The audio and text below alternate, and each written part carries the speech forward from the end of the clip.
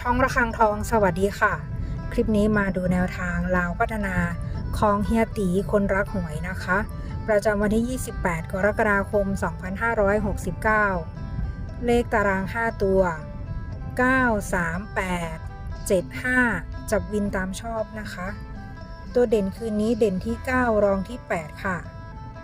93 87 59 ชุด 3 ตัว